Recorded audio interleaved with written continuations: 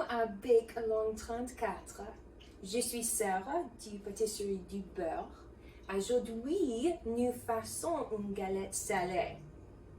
Hello bakers, welcome to Bake Along number 34. I'm Sarah from Beurre Pastry Shop and we are making a savory galette today and I'm stoked. Now you might have seen savory galettes before, you might have run across them as a rustic tart or pie. It is basically a pie, and as week 3 of our month of pies, I thought it would be fun to do a twist and show you a savory pie and something that makes a simple side dish or appetizer for the holidays.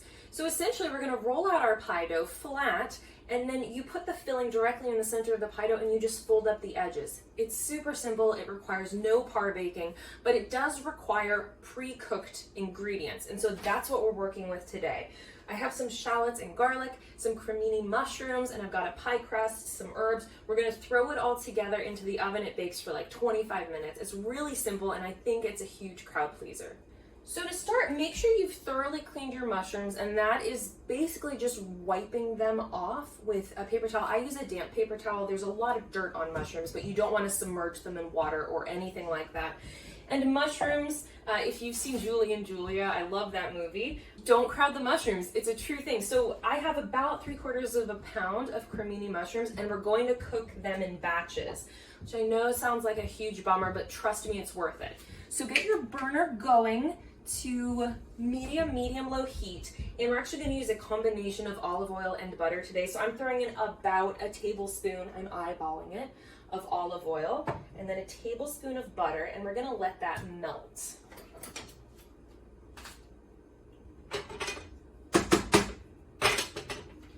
For the mushrooms, what you need to know is you can use whatever your favorite mushroom is. Something more similar to a button mushroom than not is safe, but by all means get creative. The reason we have to cook mushrooms in batches is because mushrooms release a ton of liquid while they're cooking, and you need that liquid to evaporate. And if you crowd the mushrooms too much, the liquid is never going to evaporate. Now, I am guessing this is going to take 2 batches. Maybe we crowd the mushrooms a little bit, but it's the holidays, we need to get this stuff going, am I right? Can't believe we're already halfway through November. The other items I have prepared are shallots, which I already diced up. I put a clove of garlic in here too that I minced. I have fresh herbs on hand, which I never do. I have marjoram, thyme, and rosemary just because that's what I have. If you don't have any fresh herbs, you can use dry herbs, or you can omit the herbs entirely. And of course, you're going to need some salt and pepper. The other ingredient that you can omit, but I recommend you don't, I have some cheese. This is Parmigiano Reggiano. You can just use Parmesan. I don't actually know the difference. I'm gonna look it up and I'm gonna put the difference right here so that you know too, and then I know. I'm gonna grate this in after we cook our mushrooms. Essentially, if you wanna bring cheese to this, very welcome. It's a very welcome addition. Now my pan is just heating up. I'm gonna add about half of my mushrooms. And the mushrooms are going to shrink while they cook. So don't freak out too much. They'll start shrinking pretty much immediately. What we're looking is for them to caramelize. And it looks like I will be doing this in 3 batches. Make sure every mushroom has its place on the bottom of your pan. You want each mushroom in that gorgeous butter and olive oil mixture. And I'm actually not going to season them yet. I'm going to save that for after all of our mushrooms are cooked. And now we let these guys caramelize. You don't want to move the mushrooms around too much. Just like when you're caramelizing onions, they need some time to sit on the heat. And so you can let them rest, don't panic. We'll give them a stir every few minutes. It smells so good. Okay, oh my goodness, it's perfect. I'm giving my mushrooms their first stir. And so you want to put the uncooked sides down. Now, a lot of liquid has entered the pan and it's just slowly burning off.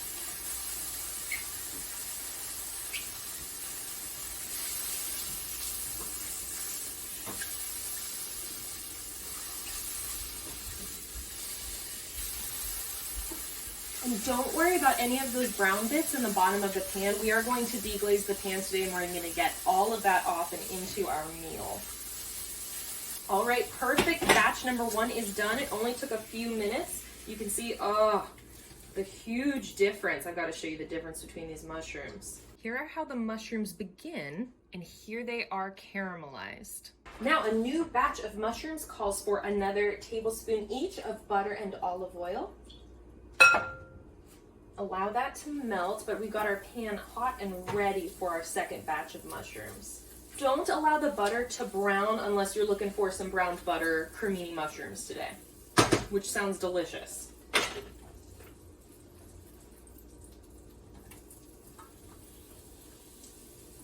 All right, this is batch 2 of 3. I admit mushrooms are a little temperamental. They all want individual attention, but they're worth it. And so mine are just beginning to get a little bit juicy, and when that evaporates off, we're going to give it a stir. I should have mentioned this sooner, but if you have your homemade pie crust or your boxed pie crust, follow directions on that. Homemade, make sure you pull it out early so it's easier to roll.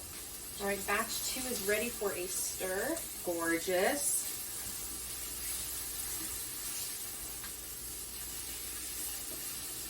I think it's Chef Amberell, who says brown is flavor or something like that.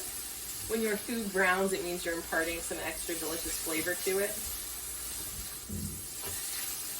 All right, perfect. Batch number 2 is done.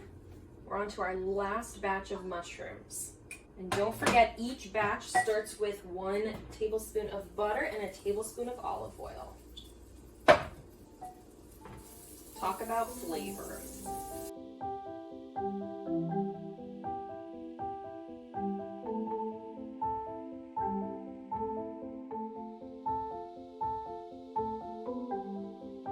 Trying to give each mushroom a little bit of face time on the bottom of the pan. Batch 3 has been the most temperamental. There we go.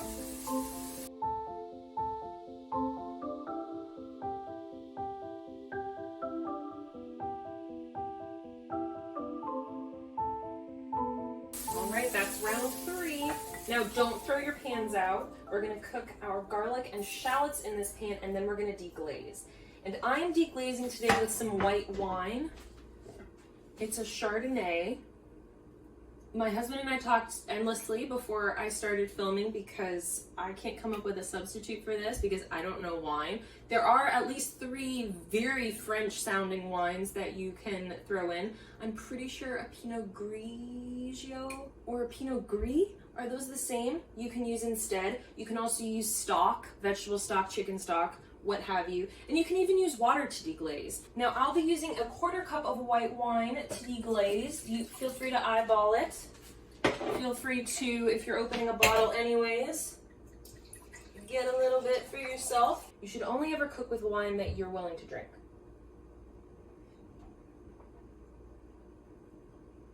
What a lovely bouquet. It tastes like white wine. Do get your wine measured no matter what, your stock, your water, because this is going to move pretty quickly. Another 1/2 tablespoon to tablespoon of oil, and then in go our shallots and our garlic. And these will cook down pretty quickly.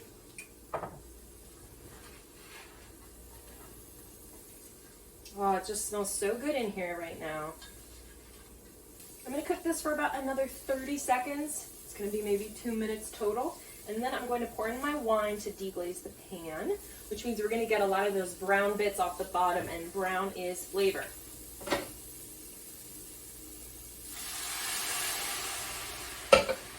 Perfect. Oh my gosh, this smells so good. Gorgeous. So many of those little brown bits have come off. We're going to reduce this down a little bit. And now I'm going to season this mixture with some salt and pepper. And then we're going to put it right into the bowl with our mushrooms. That will be our filling bowl.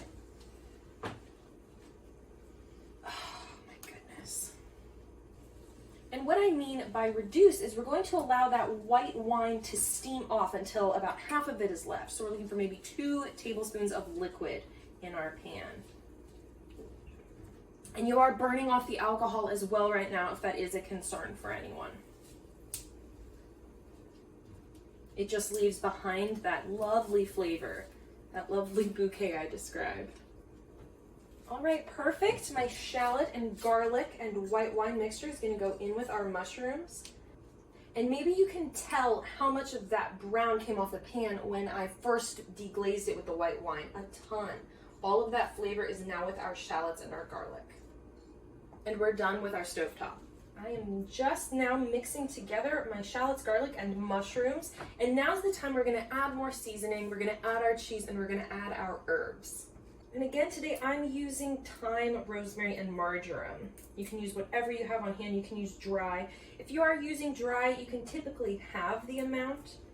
Dried herbs are a little more potent than fresh ones. I'm throwing in about 1.5 tablespoons of herbs. And now for the Parmesan, I'm gonna grate about 1/4 cup. Because heaven forbid I add a little extra cheese. Who doesn't like a little extra cheese? I will say that's about 1/4 cup freshly grated Parmigiano Reggiano. I'm gonna mix that right in. And now for some salt and pepper. Now remember, you just added quite a bit of salt with your cheese, so you might not need as much as you think. So I recommend you give the filling a taste right now and then adjust your salt and pepper. That's fantastic. I'm gonna add a little bit of salt. Remember, those mushrooms didn't get any seasoning at all while we were cooking them. And remember, your crust is just gonna be a vehicle for this filling. So you want this filling to be the star. Mind you, the crust is always the star for me. Okay, give your filling another taste after you've seasoned. Wicked, that's perfect.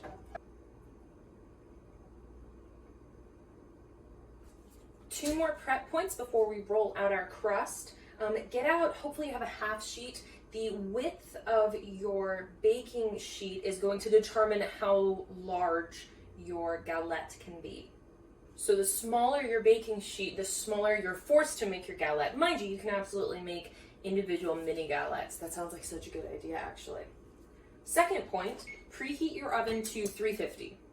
One reason you do want to make your filling first is because you want to let it cool as much as possible before you throw it onto that butter crust. Speaking of crust, let's get rolling. All right, this is my crust recipe. You'll find it in week 8.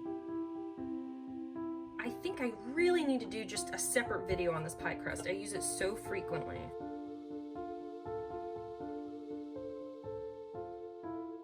Now what's nice about a galette is the shape really doesn't matter for your pie crust. The thickness is really the only thing that matters. You're looking for 2 to 3 millimeters thick. You do want to keep your pie crust moving so it doesn't stick. And though I wouldn't recommend adding a lot of flour all at once, stop to add flour frequently. That way you can ensure you don't add more than you actually need.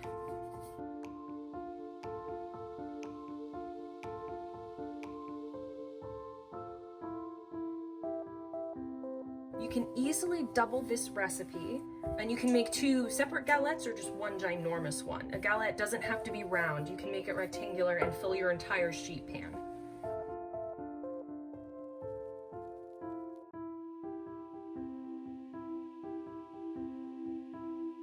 And don't worry about holes like this. We'll patch them up before we add our filling.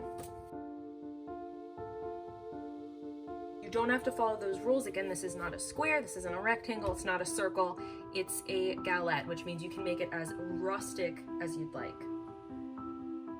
So it's time to transfer this to our sheet tray because you do need to transfer it before you add the filling.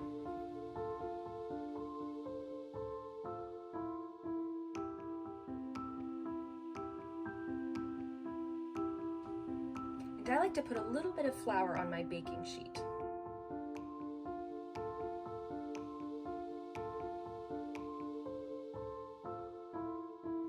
Now I said we could fix up these cracks, and we can. You can pull a little bit of dough off the edge and just patch it right up. And you don't even have to use water to repair cracks. Just like our chocolate pumpkin pie day, you can use your leftover dough to make decorative sides like leaves and place those around the edge of your pie if you want to cover up any of the weirder folded bits. Now I do have some excess liquid in the bottom of my filling here. That's totally fine. You're just going to avoid using it. So take your lovely mushroom mixture and you're going to put it right into the center of your crust. The most beautiful part of a galette is the exposed center.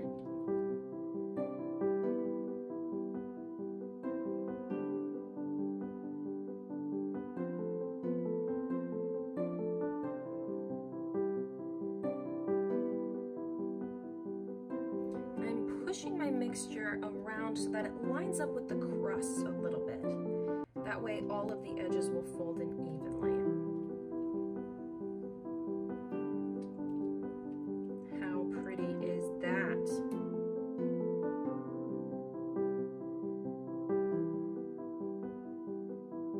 The next step is folding the crust over onto your center mixture. You can use an offset spatula to help you.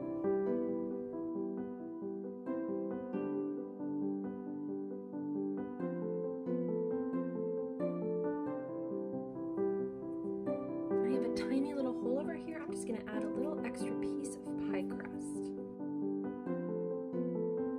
Is this not a neat way to do pie? Last step before it goes in the oven, a little bit of egg wash on the pie crust only. This will help it brown and it's going to look gorgeous.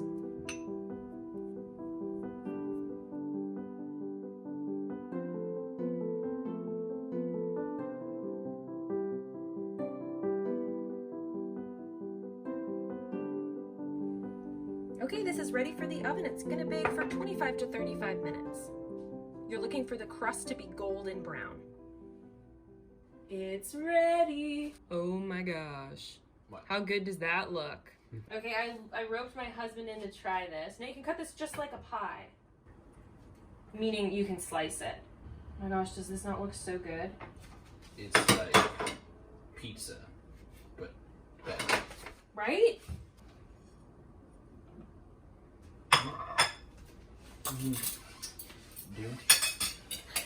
I'm giving myself more crust. Seems about right now, doesn't it? Last week I told everyone that you would be excited because I was bringing leftover crust back from the bake-along and then we could eat it ourselves. Yes, yes. Okay, let's I try accept. this. I 100% accept the crust. That's the best way to do this. Yes. It's out of this world, isn't it? Mm-hmm. I will need another bite to confirm my hypothesis. Hippopotamus. What's going in? I'm not editing that out. Is this Surprise, not so surprise. good? Mmm. Mm-hmm. There's a sweetness to the mushrooms I didn't quite expect. I think maybe, is that the wine maybe? Or did you like caramelized onions or something? Caramelized mushrooms, shallots, That marjoram, makes sense too now, doesn't thyme, it? rosemary. I have to do a pairing, of course, right? I knew he was going to do that. I almost brought out a second wine glass. Oh, you weren't going to drink that anyways. That's the story I told myself. That's usually an accurate story. Mm-hmm. Are you adjusting your apron to take a second dive at that? Shut up. I won't. I wore my stretchy pants, so I don't have to worry about it. So, what else would you want in this? I'm trying to tell people how they can mix this up for themselves. Don't you think sausage would be mad? Sausage would be amazing. So good. Cheese. There's Parmesan in here. Yes. But if you just had like, just a little bit, like the way, you know, in Italian restaurants, they're like, would you like a little Parmesan? And they just dust it. Afterwards. Mm-hmm. That would be really good. Well, we cleaned our plates in front of you. I think we're just going to take this to the couch and turn on a show and finish eating it. But before we do, Month of Pies continues next week. I've got something really fun planned and different from everything we've done so far. We've done chocolate pumpkin pie. Last week was Can sweet. we do that again? Chocolate pumpkin pie. He basically ate the whole pie by himself over the course of 2 weeks. Over the course of 1 week. Because I think it might have gone bad. Be honest about that. Well, it might have been 2 weeks. Was it 1 week? Was it? I don't know. Last week I made apple hand pies, which are really fun. So each week a different variation on a pie that you can bring to the holidays. Appetizer, actually main course. There was some like chicken and extra veggies, like a chicken artichoke. That's a full That meal still to feels me. like appetizer to me. Really? So next week we have something fun. Right now my plan is to go back to sweet. We'll see. But for the full recipe and for all previous 33 bake-alongs, go to beurrepastryshop.com/blog. I just released all of the winter flavors last week, so you can find them all there under the local delivery tab if you're local, and also nationwide shipping. And the holiday gift boxes are coming out next week, and I'm stoked about it, so get excited.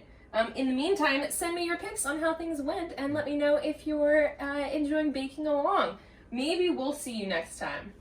Maybe what? not. Bye! Bye.